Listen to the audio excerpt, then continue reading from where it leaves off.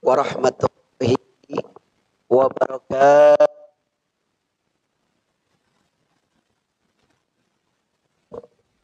Alhamdulillahi rabbil ilmi wal amal. Wasallim ala sayyidina Muhammad wa ala alihi wa sahbihi wa man tabi'ahum bi ihsan ila yaumiddin, amma ba'du. Kepada segenap jamaah salat berjamaah zuhur, jamaah Masjid Jami Asy-Syifa yang kami muliakan, segenap pengurus DKM, begitu juga bapak-bapak, ibu-ibu, pemuda-pemudi yang pada siang hari ini kita duduk setelah sholat fardu zuhur, dilanjutkan kajian yang mana hari ini kita sama-sama duduk di dalam majelis ilmu. Tidak ada tempat yang paling mulia di atas muka bumi ini. Mulia kalau suci masjid, kalau mulia itu majelis ilmu di atas muka bumi ini. Maka orang yang duduk di dalam majelis ilmu berarti Allah sedang memuliakan orang tersebut. Mudah-mudahan bapak-bapak, ibu-ibu, pemuda-pemudi yang pada kesempatan hari ini bisa duduk bersama saya dan semuanya untuk membahas dengan tema bijak menerima dan menyebarkan berita. Jadi karena alat komunikasi handphone itu selalu ada di tangan kita, pasti kita mendapatkan berita-berita, menerima berita, bagaimana menyebarkannya. Nah, ini kita jangan sampai menerima berita tidak tahu sumbernya dari mana dan berita itu dari siapa. Maka Islam mengatur, agama Islam mengatur bagaimana orang yang beriman, bertakwa kepada Allah menerima dan menyebarkan berita. Maka itu izinkanlah saya duduk bersama dengan kaum muslimin wal muslimat yang ada pada hari ini. Semoga duduknya kita menjadi amal ibadah kita kelak di hari kiamat. Amin ya rabbal alamin. Pertama-tama kita memuji Allah, karena tidak ada yang pantas dipuji kecuali kita memuji Allah Subhanahu wa ta'ala. Pujian itu hanya milik Allah. Kita sebagai manusia tempat salah, tempat khilaf. Al-insan makanul khata' wan nisyan. Manusia itu tempat salah, tempat lupa. Maka itu kita selalu memuji Allah, karena yang pantas dipuji adalah Allah. Segala puja dan puji kita aturkan, yaitu kepada Allah Subhanahu wa ta'ala yang telah banyak memberikan nikmat sama kita. Dalam Al-Quran dikatakan, wa in ta'uddu ni'matallah la tuhsuha. Kalau kita hitung nikmat yang Allah berikan kepada kita, la tuhsuha, maka kita nggak bisa menghitungnya. Begitu banyak nikmat. Maka ada orang bertanya, bagaimana Ustadz caranya saya mensyukuri nikmat Allah yang sudah Allah berikan kepada kita? Yang pertama adalah dengan mengucapkan Alhamdulillah. Itu paling sedikit. Karena nikmat yang Allah berikan kepada kita ini banyaknya luar biasa. Tidak bisa terhitung kata Allah dalam Al-Quran. La tuhsuha. Kalau ngucapin Alhamdulillah sederhana. Anak kecil juga bisa. Saya pengen bersyukur, tapi syukurnya yang besar. Karena Allah sudah memberikan kepada kita nikmat luar biasa. Bagaimana? Yang kedua cara mensyukuri nikmat Allah, yaitu dengan mengikuti perintah-perintah Allah dan menjauhi larangan-larangan Allah. Jadi yang Allah sudah berikan nikmat kepada kita, kalau nikmat itu kita mau syukurinya, caranya yang paling bagus, kalau kita dapat nikmat, langsung kita arahkan semuanya untuk Allah. Banyak di antara kita, Allah berikan nikmat, tapi dia gunakan untuk kemaksiatan. Banyak. Nah bagaimana caranya? Ya Allah perintahkan sholat, kita sholat. Waktunya sholat, ya kita sholat. Waktunya bekerja, kita bekerja. Waktunya mencari nafkah, ya kita mencari nafkah. Tapi ketika waktu sholat, Allah perintahkan sholat, kita sholat, Anda sama saja sedang mensyukuri nikmat Allah. Jadi cara mensyukuri nikmat Allah yang caranya yang paling besar, manfaatnya mengikuti perintah-perintah Allah dan menjauhi larangan-larangan Allah. Yang kedua dari mukaddimah saya ini, yaitu mari kita berselawat kepada seorang makhluk. Yang makhluk ini teramat istimewa. Dan kita imani beliau adalah nabi yang terakhir dan nabi yang kita ikuti, yaitu junjungan kita Nabi besar Muhammad Sallallahu Alaihi Wasallam. Ada komunikasi Pak antara Nabi Daud, ya, Nabi Daud alaihissalam berkomunikasi dengan Allah Subhanahu Wa Taala. Dia memohon, ya Allah, nikmat apa yang Engkau ciptakan yang paling kecil? Jadi Bu, Nabi Daud alaihissalam bertanya kepada Allah, ya Allah, nikmat apa yang Engkau ciptakan yang paling kecil? Maka Allah Subhanahu Wa Taala mengatakan, nikmat yang aku ciptakan yang paling kecil adalah nikmat udara, oksigen. Ini nikmat yang paling kecil yang aku ciptakan. Padahal kalau kita lihat Bapak Ibu, itu udara ini luar biasa. Nikmatnya nikmat sekali. Ini nikmat paling besar udara ini. Tapi ketika Nabi Daud bertanya, nikmat yang paling kecil apa ya Allah? Allah menjawab, nikmat yang paling kecil adalah aku menciptakan oksigen. Aku menciptakan udara. Penasaran Nabi Daud, itu nikmat yang paling kecil. Lantas nikmat yang paling besar apa ya Allah? Apa kata Allah? Aku menciptakan Nabi Muhammad Sallallahu Alaihi Wasallam. Maka keluarlah hadis qudsi, laulaka laulaka ya Muhammad lama khalaqtal aflaq. Yang artinya, kalau aku tidak menciptakanmu, kalau aku tidak menciptakanmu ya Muhammad Sallallahu Alaihi Wasallam, hadis qudsi ini, lama khalaqtul aflaq, aku tidak akan menciptakan alam semesta ini.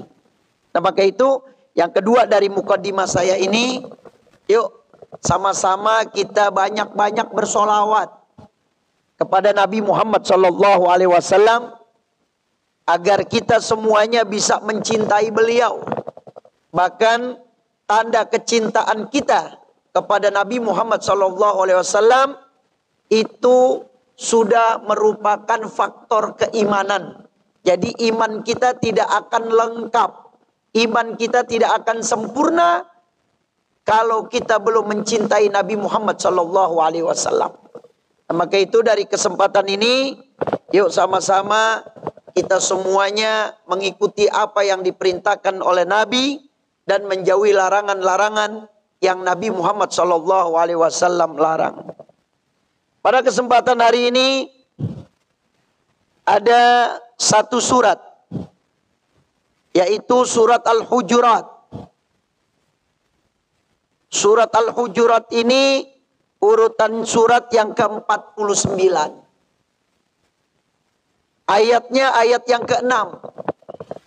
Sebagaimana judul hari ini, yaitu bijak menerima dan menyebarkan berita.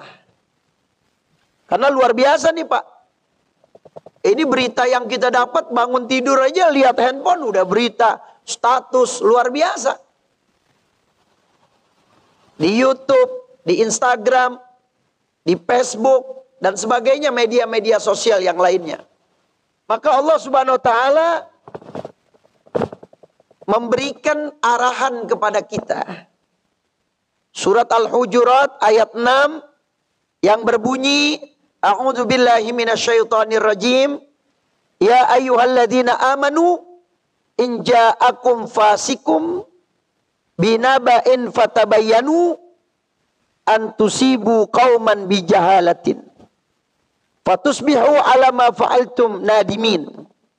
Yang artinya surat Al-Hujurat ayat 6, wahai orang-orang yang beriman, jika seseorang yang fasik, fasik ini artinya gak jelas. Dia asalnya dari mana, kita gak kenal dia. Terus lagi, fasik ini Pak orang Muslim ya, orang Islam. Tapi gak jelas, dia sholat apa kagak, kita juga gak kenal.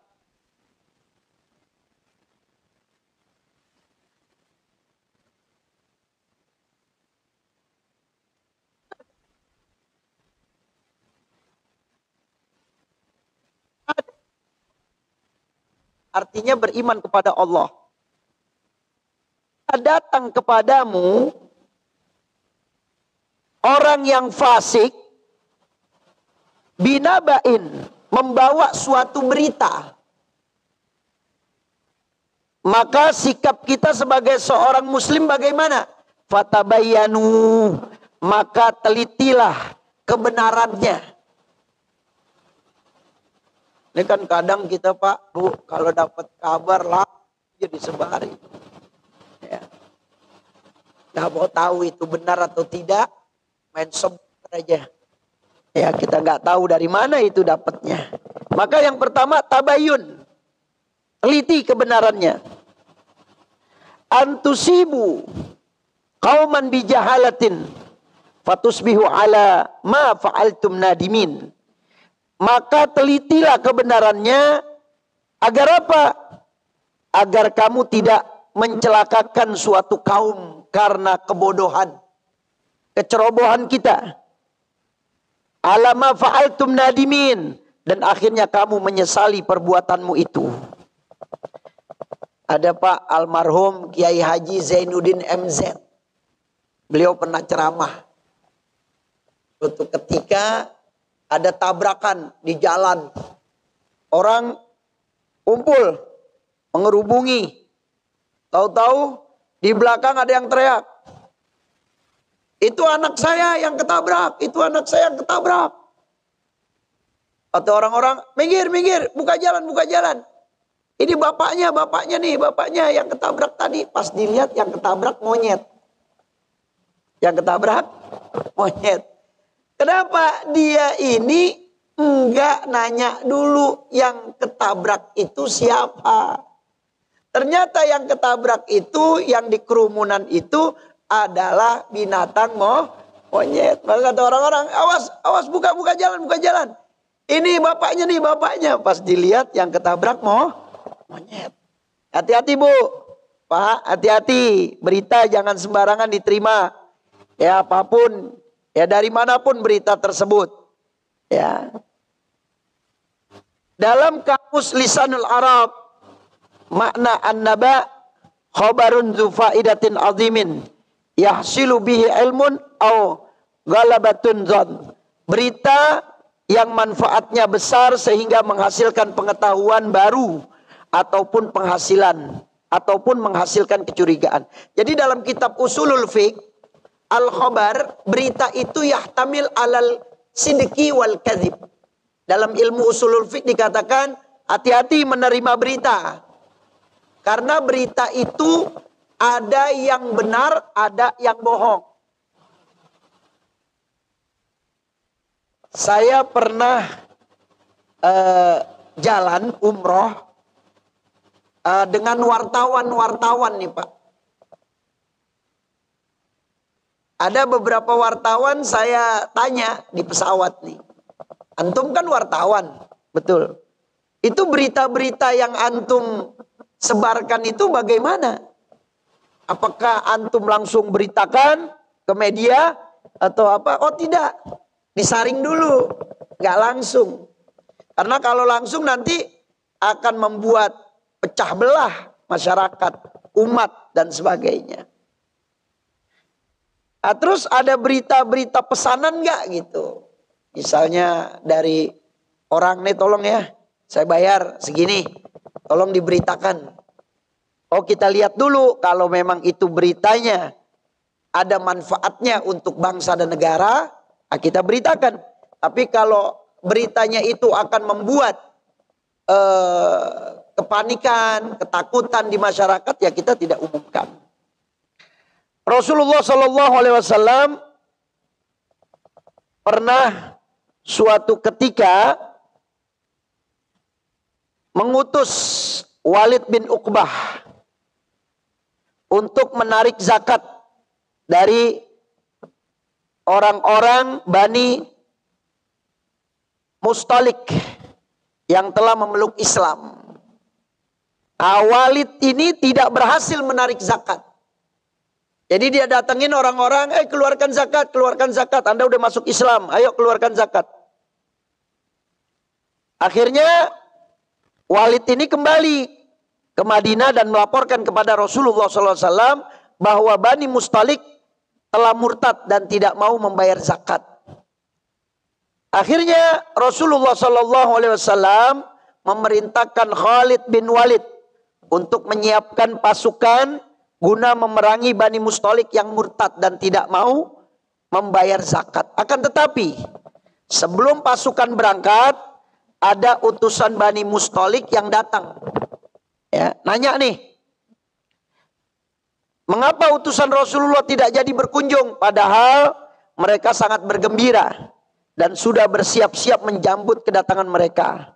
Nah maka turunlah ayat tadi, ya, ayat yang tadi, ya ayyuhalladzina amanu, hai orang-orang yang beriman, apabila datang kepada engkau berita, maka periksa dulu berita tersebut. Ya. Ternyata sahabat Nabi tidak meneliti sebelum mengambil keputusan dan tindakan. Nah, Ibnu Katsir di dalam tafsirnya mengatakan, hendaklah kaum muslimin bersikap hati-hati terhadap informasi yang diberikan. Nah, sebab keputusan yang diambil konsekuensinya bukan hanya kepada diri kita sendiri, tetapi juga bagi orang lain. Nah, ini sekarang banyak nih. Ya, kita beritakan berita hoak, gunanya kita ingin masyarakat biar resah. Ya, masyarakat biar berburuk sangka sama tuh orang. Biar masyarakat, rakyat mengecap dia itu orang gak benar. Nah, itu pun tidak boleh. Nah, maka ma'asyiral muslimin rahimakumullah, bapak-bapak, ibu-ibu, ada satu hadis rawahul Bukhari. Nah, ini hadis luar biasa, hadis sahih. Al-muslimu man salimal muslimuna min lisanihi wa yadihi.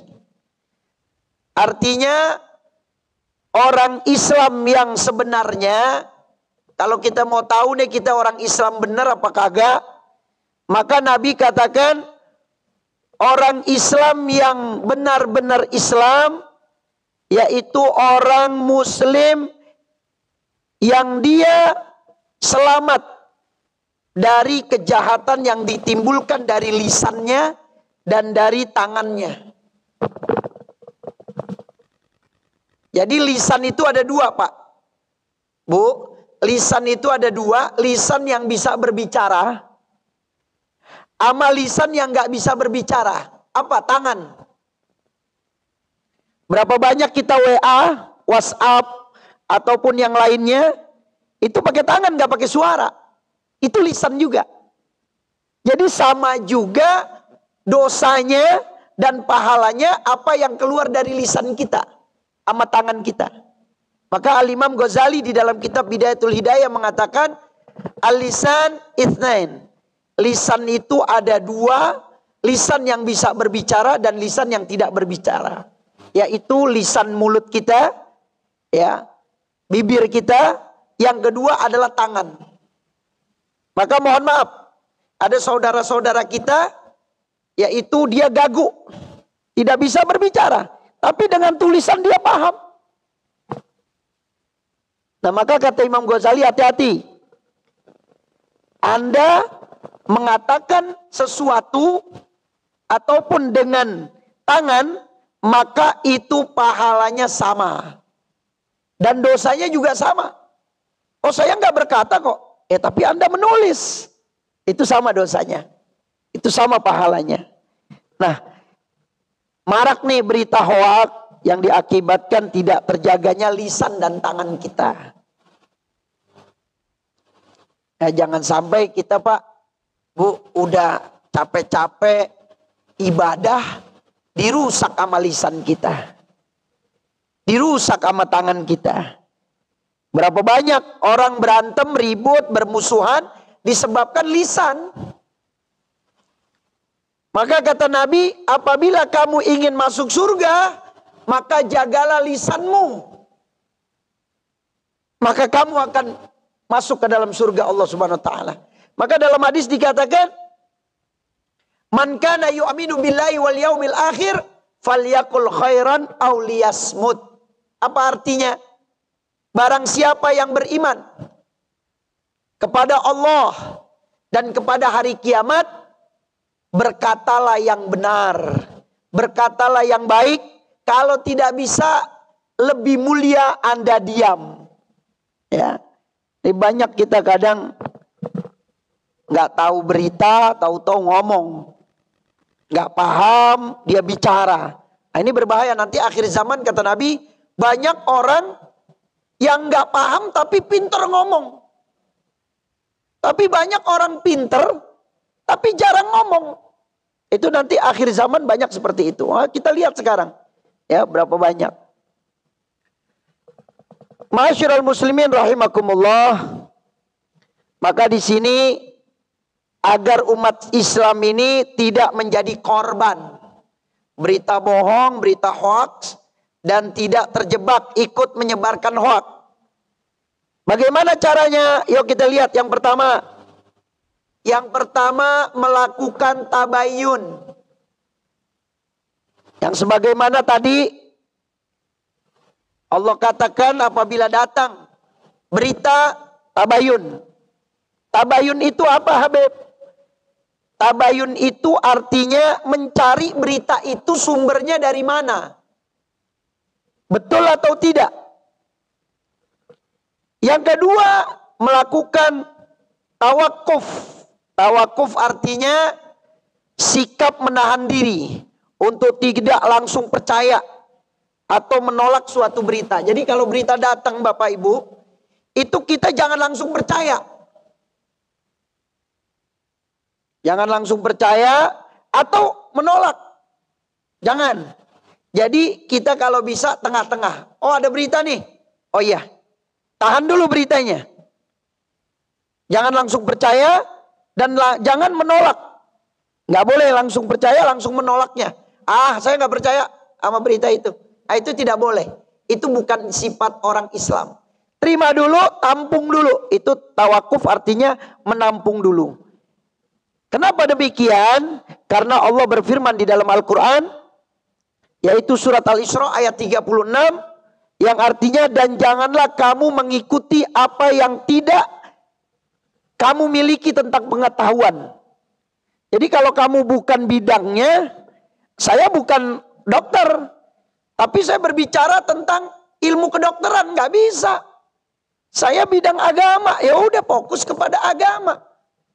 Nah kalau dokter, ya dia bagian kesehatan. Oh, Anda punya mobil mogok, datangnya ke ustadz, ya salah. Dia datangnya ke bengkel. Nah maka itu Allah katakan, dan janganlah kamu mengikuti apa yang kamu tidak miliki pengetahuan tentangnya. Sesungguhnya pendengaran, penglihatan, dan hati, semua itu akan dimintai pertanggungjawaban di hadapan Allah. Yang ketiga yaitu melakukan tajannubiri zan. Tajannubir zan adalah sikap menjauhi kecurigaan dan prasangka. Nah, jangan kita baru menerima kabar tentang seseorang langsung buruk sangka. Anda nggak tahu beritanya dari mana. Wah, fulan bin fulan orangnya begini. Anda terima berita, langsung buruk sangka sama orang itu. Langsung pokoknya sifat kita tuh jelek sama dia. Ntar dulu. Ini beritanya apa? Apa memang beritanya ingin memojokkan orang itu, ingin menjatuhkan citranya dia? Nah, kita nggak tahu. Nah, maka di sini kalau menerima berita, coba tolong jauhi kecurigaan dan prasangka kalau belum jelas. Khususnya kepada sesama umat Islam. Karena sebagian besar prasangka berujung kepada perbuatan dosa. Sebagaimana Allah Subhanahu wa taala berfirman, ya ayyuhalladzina amanu jtanibu katsiran minadh-dhon inna ba'dadh-dhonni ismun. Ini hati-hati nih. Wahai orang-orang yang beriman, jauhilah prasangka buruk, karena sebagian prasangka buruk itu condong kepada dosa. Maka orang yang paling mulia, Pak, Bu, itu orang yang hatinya selalu berbaik sangka. Dia tahu orang itu nggak benar. Dia tahu orang itu jahat. Tapi dia tuh selalu berprasangka baik aja. Nah itu bisa merubah keadaan. Artinya orang itu jahat, karena kita berbaik sangka, bisa merubah keadaan orang jahat. Kenapa? Karena kita berbaik sangka. Cuman kan kita begitu. Ya susah ya Pak ya, nggak gampang. Apalagi lihat orang beda warna ataupun beda bukan golongan kita, langsung buruk sangka. Jangan. Yang keempat, bagaimana menerima berita meningkatkan ukhuwah, persaudaraan. Tidaklah sempurna keimanan seseorang sampai dia mencintai saudaranya sebagaimana ia mencintai dirinya sendiri. Jadi tolong jaga persaudaraan kita kalau dapat kabar, ya jangan sampai mentah-mentah gitu. Kebencian kita kepada suatu kaum, nah, orang itu menyebarkan fitnah, membuka aib, langsung kita sebarkan karena kita nggak suka itu. Itu tidak boleh. Jaga persaudaraan. Itu menguatkan budaya iqra, berwawasan dan tidak menjadi korban berita bohong. Kan kebohongan, keluasan ilmu dan wawasan yang dimiliki. Tidak sembarangan menyebutin aja, itu tandanya itu orang bodoh. Orang bodoh seperti itu. Ya, kalau orang pintar, dia menerima sesuatu, dia tampung dulu. Dia olah dulu, baru dia berbicara. Kalau orang ahmak, orang bodoh, dia enggak. Berita sebarin. Tahu-tahu berita itu hoak. Nah, dia rugi sendiri. Ini yang dapat saya sampaikan.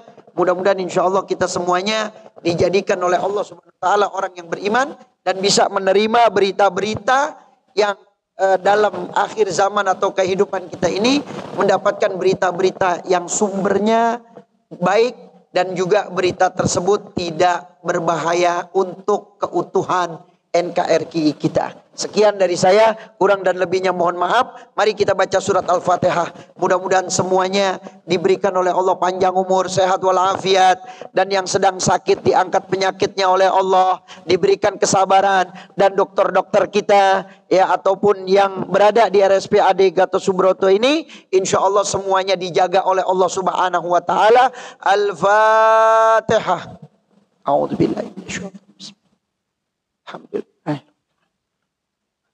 Ya karena budaya karena sekian dari saya, kurang dan lebihnya mohon maaf. Apabila ada salah datang dari saya, apabila ada yang benar itu datangnya dari Allah. Assalamualaikum warahmatullahi wabarakatuh.